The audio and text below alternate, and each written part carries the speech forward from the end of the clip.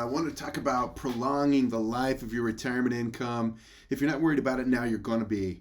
It's probably the number one concern for most people in retirement. What I'd really like to call this is use the volatility bumper to double or triple your spend during retirement, or extend the life of your stock market assets beyond your use, meaning having a little left over when you go. So I want to set expectations. They are lofty today. I want to start with the assumption that your primary asset base lives in the stock market, maybe all of it. But I am going to solve the worry of outliving your assets, and I'm going to show you how to triple your annual retirement budget, triple your quality of life. So, hey, not a big deal if I can do that.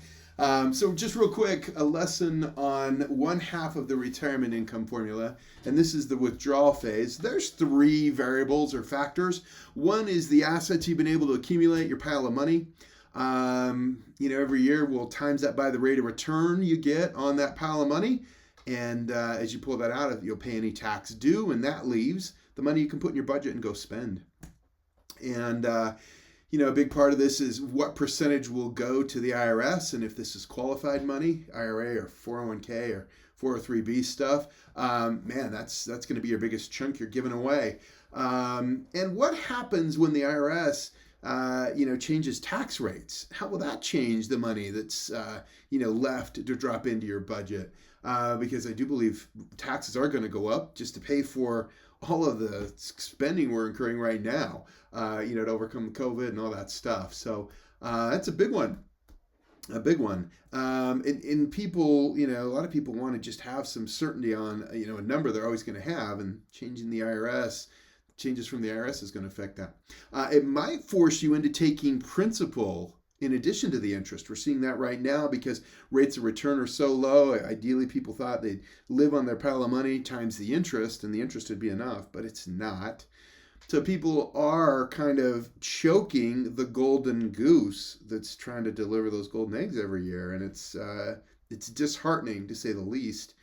So really, that comes down to how much can you take, and part of that is how much longer are you going to live, and it's certainly hard to say, but you might take a look at how long did your grandparents live, or how long, did your parents live if they aren't still with you. So think a little bit about that. Think about how much time you got to have. How long of a runway do you need, before the end comes. So another definition of this ideal situation, I'm going to try and build an ideal situation for you.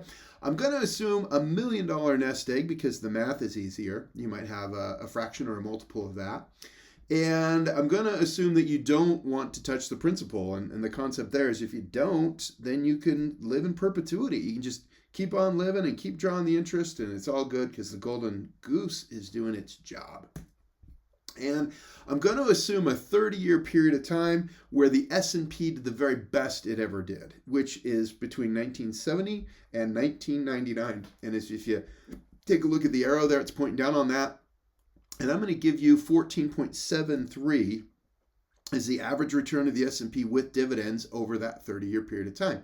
Now, the reason we talk dividends versus no dividends is that assumes that you own the stocks themselves and not using an indexed fund. Because if you're using an indexed fund, that's a kind of a mimic of the S&P, and there's no dividends paid there. So that rate of return over 30 years was 10.85. So how really do you determine how much you're going to want to draw out?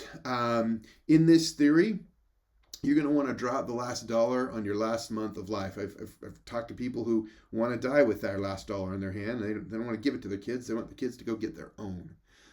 So that's our assumption here. But what if you felt like you were going to live to be 105? You retire at 65, and that's 40 years. A lot of these numbers are just based on 30. So, what would you do? How would you offset that? How would that affect how much you're willing to pull out for fear of outliving your money? And then let's look at another side. Is what if you knew you were going to be hit by a bus in just 60 months? 5 years from now, maybe you double what you pull out. Instead of pulling 100,000, you're going to pull 200,000, and give it to your kids and pay off their debts and see the joy in their faces. You might live differently if you knew that was happening. So let's just look at the numbers. So this calculator shows that average rate of return that we showed, for the S&P from 70 to 99, 14.73. We're showing, age 65. We're going to run it for 30 years, hoping that you die on 95. And we're going to start with $1 million. So if that's the case, you're pulling 100,000 out, you've got these earnings, and logically, if you're only pulling 10% or 100,000 here, you're going to have that extra money still accumulating. And so in this ideal situation, when you die at 95, you've got $14 million to pass along to your heirs. So man, that sounds nice. And I think honestly, without information to the contrary, this is what people think is going to happen in retirement. And it feels logical because if we're only pulling 10% and the market's averaging 14, well, of course, I'm kind of coming in below the threshold. I'm running with a margin of safety of 4.7. And so it seems like this would make sense that this would run. But let's apply reality to this. Let's see, because this is what we assume the market's going to look like if it's just running at 14.73, always on the up. But when we look at the behavior of the market, it doesn't do that. It does a drunken dance that I like to call the Wall Street waltz, where it's maybe taken 3 good solid steps forward and a couple of steps back, and 3 steps forward and a couple of steep steps back. And we're currently on a long 3, 4, 5, 6, 7 steps. And based on market history, we have an idea of what's due to occur. There's probably going to be some back steps coming here soon. But we know that it goes up and down. It doesn't run like that. You don't get 14.73 every single year, because that's not how it behaves. So let's go ahead and apply reality to this. And so we went and pulled those annual returns for the 30-year period of time from 70 to 99, the best 30 years. And so if we again keep our same assumptions, we're going to pull 100,000. What's going to happen? And again, in that first year, it grew 3%. So it grew 31,000. At the end, our principal base has dropped. And so we're probably a little nervous. And the next year, we made 14.12, which is close to the average. And we're thinking, okay, we're good. I'm back up still to only 948,000. And, some years there's a down year. Here in year 5, you started your account balance after a losing year. You're at 776 and you lose 25%. How comfortable are you to pull 100,000 out of that and end up with only 501,000? I'll speak to it in a minute, but human nature is not open to that kind of a thing. You're going to hold off. You're going to decrease your budget. You're going to cancel the vacations, because that's how humans are. Because this is where you start worrying about running out of money. You're 5 years in, and you've only got half what you started with. Didn't the market grow? It's just the losses are so painful. Sadly, in reality here, for this particular human, if they started in 1970, just 14 years later, in 1984, they're flat out of money if they pulled 100,000. Again, how can that be? The market's averaging 14.7. I'm only pulling 10%. And it's called the sequence of returns. It's that up and back. It's the back steps that just kill us. So let's see if we can find some way around this. Now, we can't, we're not starting retirement in 1970, so these aren't going to be our numbers. We have no idea what the market's going to do, so we try to take some kind of past performance to try and, project forward what we might see in retirement, to try and forecast, so we know how much we're pulling out and how much we need to leave in there so we don't run out of money. And it's a true dilemma. It's a true dilemma. Well, so we can decide how do we come up with this. And there's a very wise man, Dr. Wade Pfau, PhD, that's really kind of latched onto this concept. And he studies how individual investors have reduced uncertainty in their accounts, because individual investor performance, he's determined, is very different than what the market itself does. And, how are you going to act when you've got 500,000 left? Are you really going to pull that money out? And so he's tried to find ways to help overcome. And so he's run thousands and thousands and thousands of these sequence of risk simulations, which means, maybe he takes the returns from 1970 and then puts in the return from 82 and then from 1963. He's kind of mixed it all up. He shuffled the cards to kind of see if money is left at the end of 30 years based on the variance that could come from market volatility. He's randomized this order of the annual rates of return. And the idea is he's like, okay, well, how much can I pull out and still make it at the end? If it's not 100,000, could I make it with 80,000? And what's the odds? And if it's not 80,000, what's the odds I make it on 70,000? So with these hundreds of thousands of simulations, he's come up with some ideas. So here's just a random one. I've got a really cool financial calculator that'll do these random where they go shuffle the deck and bring it back out. This particular one, same assumptions, 100,000. We're using the same 30-year period of time, and we're just switching the order. This one ran out of money in year 8. And that's enough to make you want to throw up. I had $1 million. I pulled 100,000. I didn't even make it to year 8. I mean, I could have left it in the savings account at the bank and made it to year 10. Maybe year 10 and a half. I mean, it's not good. It's not good. So this particular machine will, randomize and use every processing ounce of my computer to run these simulations 100 times, where it stacks them in 100 different ways and sees if you'll make it 30 years or not, and then runs it another and see if you'll make it. In this particular time, you succeeded 52 out of 100, meaning out of your chances of dying with your last dollar in your hand is 52 out of 100. So just a little over half. It makes you sick, because how certain do you want to be on this matter of not running out of money or not? This might be the most important thing in your life. And with this 100 random shuffles, well, I want better than a 52% chance. So Dr. Faust said, all right, well, what happens if then we reduce what we're drawing out? So he started with 80, and then went to 70, and then went to 50. And we found out that at 35,000 a year, there's a 99 out of 100% chance you'll make it all the way till you die without running out of money. So how do you feel about a $35,000 quality of life? It's roughly a third of what you were having, what you thought you'd have, and that's, again, alarming. And so, here's the chart of what he did. And this particular chart stretches for 35 years into retirement. And he started out and he said, all right, let's try 8%. Well, if you're pulling 80,000 off of your million, there's a 10% chance you'll make it 25 years, a 10% chance. Wow. At 30, it's, not good. 5, 6, 7%. At 35 years, 2%. It's terrible. So let's look at the curve at 7%. So at 7%, let's go at 20 years. So you're pulling $70,000, which, feels like the income you should have from accumulating $1 million for retirement. And while you pull 70,000, there's a 50% chance you make it 20 years. 50% chance. If you happen to live 35 years, there's less than a 10% chance you'll have any money left.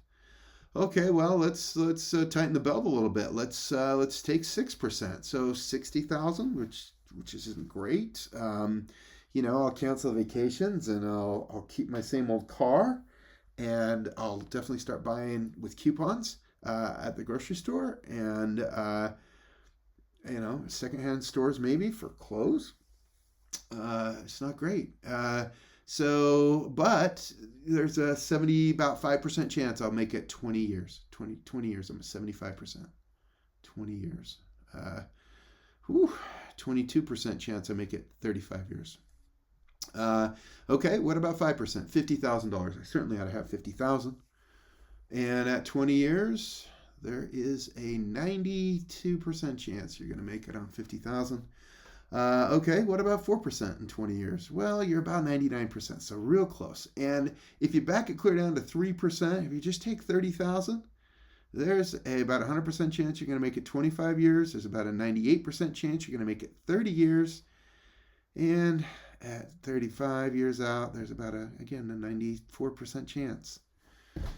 So, according to the research, you're going to be able to live on 3% of your retirement nest egg. So on $1 million, you can have $30,000. How do you feel about that? It's not great. So defining retirement reality, market returns aren't averages. We thought we could live on 100 grand, no problem. Nope.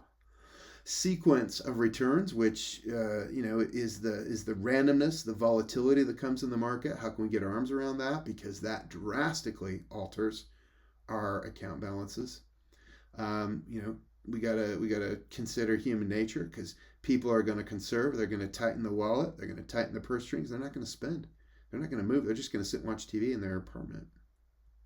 And the last consideration, which Time Magazine addressed here, mortality. Are you going to live beyond 95? The chances are, yeah. These numbers run out to 95. You're going to, very good chance you're going to live beyond that. So, yikes, what's the solution?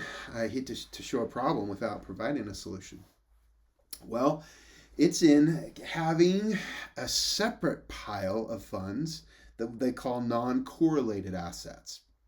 This is money that is not attached to the stock market. It doesn't move up or down based on the stock market. It's an independent return. And by being able to have a small non-correlated asset pool, we can solve this problem. Let me show you how that works. We're going to apply what we call a volatility bumper. And the reason it's important is because human nature won't allow you to draw down from your depleted principal balance after a down year. You remember that 1 year I made a big deal out of, we were 5 years in and the account was worth $500,000. You're going to have a real rough time going to scrape a little bit more off of the top there to live on when you again realize you're choking the golden goose. Human nature won't allow it. So we're suggesting having a pool of money that's insulated from the effects of the stock market. And the reason there's this picture is we've got a well. We're trying to draw water out of a dry well. So have this pool of money that's insulated from the effects of the stock market, and then you access those non-correlated assets in the year following a market loss, so you can let that money start to accumulate, start to make up for the losses that it incurred. And I'll show you the numbers. So checking back in on the actual returns, we saw this a few screens back. We were in trouble in year 14 for our retiree that pulled out of the market in 1970. And in 1984, he was out of money. So let's show what would happen if we installed a volatility buffer, which means in the year following the loss, we don't pull our 100,000 out. We just let it grow. And so doing that one time and then resuming the 100 grand again buys 3 more years of income for you. So leaving 100 grand in provides 300,000 more. It's leverage in a big way. You get $3 for the one that you left. It's a big deal. And then what would happen if we did it one more time? Because again, we had 2 years of loss right in a row. Let's see what happens if we were able to, find our income from some other place for these 2 years. And doing that, again, we're not taking money from the stock market assets in year 5 and year 6, because that's the years following year 4 and 5 where they lost money. But if we can do that, that buys 10 more years of income. So if we had 200,000 in a non-correlated asset pool, it buys us $1 million or more income. That's a 5x. That's wild. Okay, let's do it 3 times. So let's not pull in year 5. Let's not pull in year 6, and let's not pull in year 9 Again, because those are, you're following the losses. If we can do that, that takes your runway for retirement all the way out to 30 years plus. At year 30, if you happen to die that year at age 95, you'd have $2 million, $2,064,000 to give to your heirs. So tell me the power of that 300,000 in a non-correlated account. If it gives you another, let's see, 1.6 million and 2 million to spare at the end, that 300,000 somehow provides $3.4 million in the future. That is leverage that you can't find other places. That's wild. So what I'm trying to say here is you've got choices. You can choose to follow Dr. Fowle's advice, back off the retirement withdrawals from the stock market assets, go back to 3.5%, 35 grand, and have a 99% certainty of not outliving your money. You might, start adding in some cat food into the budget, and it's not pleasant. Or you have opportunities to create a pool of non-stock market correlated assets that grows to 300,000 to allow confident $100,000 withdrawals for 30 years and 2 million left over at the end. That's valuable stuff. And so in summary, did I hit the mark? I promised that I would show you how to triple your retirement income that you could confidently draw down if you're using primarily stock market based assets. And I do believe I did. Instead of using Wade Fowle's, safe harbor of 3.5%, if we can apply that volatility bumper in our example 3 times, you can just feel confident to just triple that. So go ahead and take that, $105,000 a year. And if you're choosing whole life insurance, you're going to add the death benefit at the end on top of the $2 million that's left. So just, $1.6 million additional money that you drew down 16 years of 100,000. And then at the end, you've got that $2 million that you could pass to your heirs. And on top of that, the whole life insurance death benefit, it's just going to create some legacy. And, we'll have other videos on what you can do with that legacy to create, college funds, first-time home buyer funds for your family for generations, go buy a business, generations. So you've got money there to pass on. So congratulations on choosing whole life. You can see why the wealthy use this. The people that are in the know and are smart use this asset class to amplify, legacies for their families. So well done, and we'll talk again.